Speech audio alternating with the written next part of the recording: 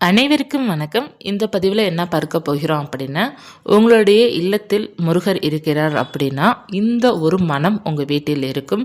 அது எந்த மனம் அப்படிங்கிறத நம்ம இந்த பதிவில் பார்க்கலாம். முருகனுக்கு என்னென்ன பிடிக்கும் அப்படிங்கிறது உங்கள் எல்லாருக்குமே தெரியும். அவருக்கு மிகவும் பிடித்தது செவ்வரளி பூக்கள் ப்ளஸ் பார்த்திங்கன்னா பன்னீர், சந்தனம். இது அவருக்கு ரொம்ப உகந்தது, விபூதி. இந்த பொருள் இருக்கிற இடத்தில் அவரும் இருப்பார்.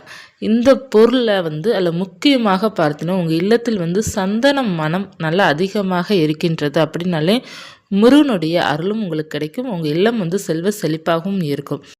ஒரிஜினல் சந்தனத்தை வாங்கி முருகன் படத்திற்கு நீங்கள் வைத்துக்கொண்டு முருகனுடைய விளக்குக்கும் வைத்துக்கொண்டு தொடர்ந்து நீங்கள் வந்தீங்க அப்படின்னா உங்கள் இல்லத்தில் திடீர்னு சந்தன வாசனை கட்டாயமாக வரும். இப்போ நீங்கள் முருகனுக்கு அப்போ சந்தனம் வைக்காமையே உங்களுக்கு சந்தன வாசனை வந்தால் மட்டும்தான் முருகன் உங்கள் இல்லத்தில் இருக்கிறார் அப்படிங்கிறத அர்த்தம். நம்மளோட இல்லத்தில் பார்த்திங்கன்னா நம்ம வெள்ளிக்கிழமை செவ்வாய்க்கிழமை பார்த்திங்கன்னா சந்தனம், மஞ்சள், குங்குமம் எல்லாம் பயன்படுத்துகிற பழக்கம் நிறைய பேருக்கு இருக்கும். சுவாமி படங்களுக்கு வைப்போம். அப்போது சந்தன வாசனை வரும். அது நம்ம வைக்கிறதுனால அந்த மனம் நமக்கு வரும். நம்ம வைக்கவே இல்லை அப்படின்னாலும் நமக்கு சந்தன வாசனை வருது அப்படின்னா நம் இல்லத்தில் முருகன் இருக்கிறார் அப்படிங்கிறத அர்த்தம். அதாவது நீங்கள் இப்போ ஒரு முறை நீங்கள் வைத்த உடனேலாம் சந்தன வாசனை வராது. முருகரை நீங்கள் நல்லா உணர்ந்து வழிபாடு செஞ்ச பிறகு நீங்கள் முருகருக்கு செவ்வாய்க்கிழமை என்று நல்லா ஒரிஜினல் சந்தனத்தை வாங்கி முருகனுக்கு வைத்துக்கொண்டு நம்மளுடைய நிலைவாசல் கதவுலையும் நம்ம ஓம் அப்படிங்கிறது எழுதுறதுனால நமக்கு ரொம்ப நல்லது.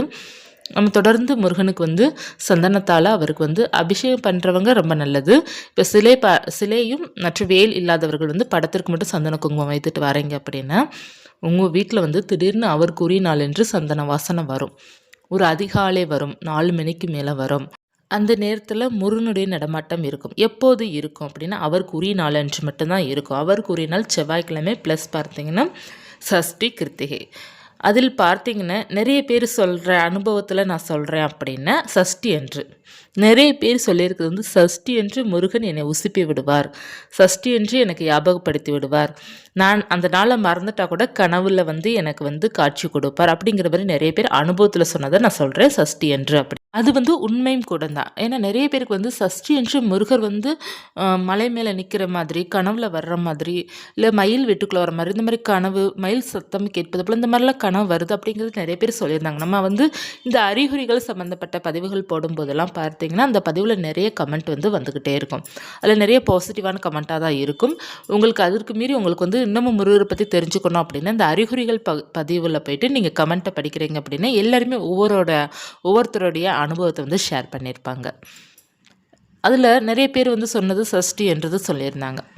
சஷ்டி என்று முருகர் பக்தர்கள், அதாவது முருகனை ரொம்ப தீவிரமாக வழிபாடு செய்வாங்க இல்லையா, அந்த பக்தரை முருகனை தேடி வந்துடுவார், ஏதாவது ஞாபகப்படுத்தி விடுவார், உசுப்பி விடுவார். இதெல்லாம் நிறைய பேருக்கு இந்த மாதிரி நடந்திருக்குது. அவருக்கு உரிய தினத்தன்று தான் நமக்கு முருகனை உணர முடியும். அதில் பார்த்திங்கன்னா சஷ்டி ப்ளஸ் கிருத்திகை ப்ளஸ் செவ்வாய்க்கிழமை இந்த 3மே பார்த்திங்கன்னா அவருக்கு ரொம்ப உரிய தினம், அவருக்கு பிடித்த தினம். இந்த தினத்தன்று நம்ம கட்டாயமாக முருகனுடைய வழிபாடு நம்ம மேற்கொள்ளும்போது நம்ம வாழ்க்கை நிச்சயமாக ஒரு முன்னேற்ற பதைக்கு தான் போயிட்டுருக்கோம். அடுத்து பார்த்திங்கன்னா இது சந்தன வாசனை. நீங்கள் சந்தனம் அடிக்கடி நல்லா பயன்படுத்தும் போது உங்களுக்கு அந்த சந்தன வாசனை உணர்வு ஏற்படும் சொன்னேன். அடுத்து இப்போ நீங்கள் பன்னீர் ரோஜா இருக்குது பார்த்திங்களா, பன்னீர் ரோஜாவும் ப்ளஸ் செவ்வரளி பூக்களும் நம்ம இல்லத்தில் அந்த மனம் வருகின்றது அப்படின்னு இறைவனோட வழிபாடு நம்ம செய்கிறதுனால அந்த இறைவன் நமக்கு ஒரு உணர்வை ஏற்படுத்தி கொடுக்குறார். அப்படிங்கிறதுக்காக தான் இந்த பன்னீர் ரோஜாலாம் வாசனை வரும். பன்னீர் ரோஜா பார்த்திங்கன்னா நமக்கு சடனாக நமக்கு அந்த வாசனை வந்துட்டு போகுது அப்படின்னா முருகர் ஒரு செகண்ட் அந்த வாசனை நமக்கு வருது அப்படின்னா அந்த செகண்ட் நம்மளை கிராஸ் பண்ணியிருக்கிறாரு. நம்ம கண்ணுக்குலாம் எதுவுமே தெரியாது, ஆனால் அந்த வாசனையை நம்மளால் உணர முடியும், அந்த மனத்தை நம்மளால் உணர முடியும். 1 செகண்ட், அந்த 1 செகண்ட் என்னடா நம்மக்கிட்ட இப்போ ஏதோ ஒரு ஸ்மெல் வந்தது அப்படிங்கிற மாதிரி நம்ம யோசிப்போம். அந்த ஒரு அற்புதமான அந்த மனம் வருது அப்படின்னாலே அது முருகர் தான். இது முருகர் பக்தர்களுக்கு இதெல்லாம் நடக்கும். அதே போல் செவ்வரளி பூக்கள் நம்ம நிறைய பேர் இன்னமும் சொல்கிறது என்னென்னா பத்தி வாசனை, சாம்பிராணி வாசனை எங்கள் வீட்டில் வருது அப்படிங்கிற மாதிரி சொல்லுவாங்க. அந்த வாசனை எந்த நேரத்தில் வரணும் அப்படின்னா அதிகாலை நேரத்தில் வரணும். 4 மணிலேருந்து 5 மணிக்குள்ளே நமக்கு வரும்போது தான் நமக்கு அந்த இடத்துல இறைவனுடைய நடமாட்டத்தை நம்மளால் உணர முடியும். அந்த ஒரு பாசிட்டிவான ஃபீல் கிடைக்கும். மற்ற நேரத்தில் அந்த வாசனை வருது அப்படின்னாலும் நல்லது தான். நமக்கு வந்து கடவுளுடைய அன்பும், நம்ம கடவுளுடைய அரவணைப்பும் நமக்கு இருக்கிறது அப்படிங்கிற அர்த்தம் தான். இருந்தாலும் இந்த அதிகாலை அந்த பிரம்ம முகூர்த்த நேரம் சொல்கிறாங்க இல்லையா, அந்த நேரத்தில் ஒரு சில விஷயங்கள் நமக்கு நடப்பது இறைவனோட நடமாட்டத்தையும் இறைவனோட அறிகுறியும் நம்மளால் சீக்கிரமாக உணர முடியும். அது என்னென்ன அப்படின்னா, முதல்ல வந்து அந்த பத்தி, இந்த சம்பிராணி வாசனை, இந்த பன்னீர் ரோஜா வாசனை, சந்தனம் வாசனை, விபூதி வாசனை, வில்வ இலை வாசனை, துளசி வாசனை, அந்த ஒரு மனம் இருக்கும். மல்லிகைப்பூ வாசனை, இதெல்லாம் அதிகாலையில் நடக்கணும். 4 மணிலேருந்து ஒரு 5 மணிக்குள்ளே நடப்பது ரொம்ப நல்லது. ஒரு 3 மணிலேருந்து கூட நடக்கலாம். நமக்கு வந்து 3:30லேருந்து நமக்கு வந்து பிரம்ம முகூர்த்த நேரம் சொல்லுவாங்க. அதில் ஒரு சில பேர் அதிகாலை 4 சொல்லுவாங்க, ஒரு சில பேர் 3 மணி சொல்லுவாங்க, ஒரு சில பேர் 2:30ன்னு சொல்லுவாங்க. ஸோ நம்மளாம் ஒரு குறிப்பிட்ட நேரம் எடுத்துக்கிறோம் அப்படின்னா நமக்கு அதிகாலை 4லேருந்து ஒரு 6 மணி வரை தான் கணக்கு. ஸோ அந்த நேரத்தை நம்ம வந்து பார்க்கணும். அந்த அதிகாலை 3 மணிக்கு அப்புறங்க நமக்கு நடுச்சாமம் அப்படிங்கிறது 12 மணிலேருந்து 1 மணி வரை. பிறகு 2 மணி வரை கொஞ்சம் அந்த நேரம். அந்த 2 மணிக்கு மேலே நமக்கு அந்த அதிகாலை நேரத்தை ஸ்டார்ட் ஆகுது. அந்த 2:30க்கு மேலே 3 மணிலேருந்தே நமக்கு வந்து பிரம்ம முகூர்த்த நேரம் தான். அந்த நேரத்தில் ஏதாவது ஒரு நேரம் உங்களுக்கு நல்ல ஒரு வாசனை, ஒரு ப்ளசண்ட்டான அந்த மனமே நம்மளை ரொம்ப சந்தோஷப்படுத்துகிற மாதிரி இருக்கும். அந்த மாதிரி நல்ல ஒரு ஸ்மெல் அப்படி இருக்குது அப்படின்னா, நம்ம வீட்டில் வந்து குல தெய்வமும் இருப்பாங்க, நம்மளுடைய இஷ்ட தெய்வமும் இருப்பாங்க. அவங்களுடைய நடமாட்டம் நம்ம வீட்டில் இருக்கும்.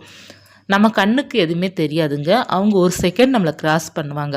அதாவது நம்ம பெட்ரூமில் தான் நம்ம தூங்கினாலும் சரி, அவங்க அந்த இடத்துலையும் கிராஸ் பண்ணத்தான் செய்வாங்க. நமக்கு பெட்ரூமுக்கெல்லாம் சுவாமி வரமாட்டாங்க அப்படிங்கிறதுல நம்ம நினைக்கவே கூடாது. சுவாமி எல்லா இடத்துலையும் இருப்பாங்க. பூஜை அறையில் மட்டும்தான் இருப்பாங்கன்னு இல்லை.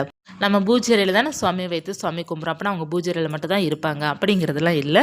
அவங்க நம்ம வீடு முழுவதுமே இருப்பாங்க. நம்ம வீடை சுற்றி வருவாங்க. சுவாமி வந்து நம்ம குலசாமிலாம் பார்த்தீங்கன்னா நம்ம வீடை சுற்றி வருவாங்க. நமக்கு வந்து காவலாக இருக்கிறனால நம்ம நிலைவாசலில் அவங்க இருப்பாங்க. குலசாமி வந்து நிலைவாசலில் இருப்பாங்க. நம்ம தூங்குறத வந்து பார்ப்பாங்க. இவங்க என்ன பண்ணுறாங்க, ஏதாவது ஒன்று தவறாக ஏதாவது நடக்க போகுது அப்படின்னா கூட அவங்க நம்ம பக்கத்துலேயே தான் இருப்பாங்க அப்படிங்கிறதுலாம் பெரியவங்க வந்து சொல்லுவாங்க. இது உண்மையும் கூட தான். குலசாமியை நம்புகிறவங்களுக்கு இந்த அறிகுறிகள் வந்து தென்படும். முருகர் வந்து குழந்தை ரூபத்தில் நம்ம வீட்டுக்கு வர்றது போல் தோன்றும். கனவுல தோன்றலாம். இல்லை யாராவது ஒரு குழந்தை சடனாக நம்ம வீட்டுக்கு கூட வரலாம். இந்த மாதிரி ஒரு அற்புதமான ஒரு பாசிட்டிவான அறிகுறிகள் நமக்கு தெரிந்தாலே பார்த்தீங்கன்னா முருகர் வந்து நம்ம வீட்டில் இருக்கிறார் அப்படிங்கிறத நம்ம தெரிந்து கொள்ளலாம். அவருடைய நடமாட்டங்கள் பார்த்திங்கன்னா, முருகனுடைய நடமாட்டம் இருக்குது நம்ம வீட்டில் அப்படின்னா, நம்ம வீட்டில் பார்த்திங்கன்னா ஏதாவது ஒரு பாசிட்டிவான விஷயங்கள் நடந்து கொண்டே இருக்கும். அடுத்து நல்ல ஒரு பட்டாம்பூச்சியோ இல்லை வெட்டிக்குழியோ பல்லியோ நம்ம அடிக்கடி பார்க்குற மாதிரி இருக்கும். அந்த உயிரினங்கள், அதாவது 5 அறிவு உள்ள ஜீவன்கள் இருக்காங்க இல்லையா, அந்த ஜீவன்களை நம்ம அதிகமாக பார்ப்பது போல் நமக்கு உணர்வு இருக்கும். அடுத்து பார்த்தீங்கன்னா ரொம்ப முக்கியமானது, உங்களுக்கு வந்து கண்ணுக்கு யாராவது பெரியவர்கள், வயதானவர்கள் ஒரு காவிய உடையிலையோ அல்லது பார்த்தீங்கன்னா குழந்தை ரூபத்திலேயோ அவர்களை வந்து நீங்கள் அடிக்கடி பார்ப்பது போல் இருக்கும். இந்த மாதிரி உங்கள் கண்ணுக்கு வந்து தென்படுது அப்படி இருந்தாலும் சரி, நம் இல்லத்தில் வந்து முருகன் இருக்கிறார். முருகர் இருக்கும் இடத்தில் பார்த்தீங்கன்னா செல்வமும் இருக்கும், மகிழ்ச்சியும் இருக்கும். அந்த இடத்துல பார்த்தீங்கன்னா ஒரு மைண்ட், அதாவது ப்ளசண்ட்டான மைண்ட் இருக்கும். எப்போதுமே மகிழ்ச்சி இருக்கும் அந்த இடத்துல. உங்களுக்குள்ளே இருக்கிற அந்த கோபங்கள்லாம் குறைய ஆரம்பிக்கும். உங்களுக்கு இருக்கிற அந்த டென்ஷன்லாம் குறைய ஆரம்பிக்கும். மன நிம்மதி கிடைக்கும். கொஞ்சம் கொஞ்சமாக உங்கள் வாழ்க்கை வந்து மாறுவதை உங்களால் உணர முடியும். நீங்கள் பாருங்கள், முருகனை வழிபாடு செய்கிறதுக்கு முன்னாடி ரொம்ப பக்தியான பிறகு உங்கள் லைஃப் எப்படி சேஞ்ச் ஆகிருக்குன்னு பாருங்கள். அதில் சேஞ்ச் ஆகிருக்குது அப்படின்னாலே முருகர் உங்கள் கூட தான் இருக்கிறார். இருக்கப்பே தான் உங்களை வந்து மாற்றிடுறார். எல்லாமே ஒரே நாளில் வந்து யாராலையும் மாற முடியாது. கொஞ்சம் கொஞ்சமாக மாற்றுவார். எதுவுமே அப்படி தான், படிப்படியாக தான் முன்னேற முடியும். படியில் காலை வச்ச உடனே 100வது படியில் காலை வைக்க முடியாது. படியில் காலை வச்ச உடனே 2வது படியில் தான் காலை வைக்க முடியுமே தவிர 10 படி 20 படின்னு நம்மளால் தாண்ட முடியாது. அதே போல் தான் நம்ம ஸ்டெப் பை ஸ்டெப்பாக தான் முன்னேற்றமும் இருக்கும். ஸ்டெப் பை ஸ்டெப்பாக தான் நம்மளுடைய கவலைகளும் குறையும். கொஞ்சம் கொஞ்சமாக குறையும். மனம் வந்து சாந்தம் கிடைக்கும், மன அமைதி கிடைக்கும். எப்போதும் உங்களுடைய மனமானது அமைதி கிடைக்கின்றதோ அப்போதே உங்களுடைய முருகர் உங்ககிட்ட தான் இருக்கிறார் அப்படிங்கிறத நீங்கள் புரிந்துக்கோங்க. இந்த பதிவு உங்களுக்கு உபயோகமாக இருக்கும்னு நினைக்கிறேன். இருந்தால் லைக் பண்ணிக்கோங்க. இது போன்ற ஆன்மீக தகவலுக்கு ராஜி செல்வா யூடியூப் சேனலை சப்ஸ்கிரைப் பண்ணி வச்சுக்கோங்க. நன்றி.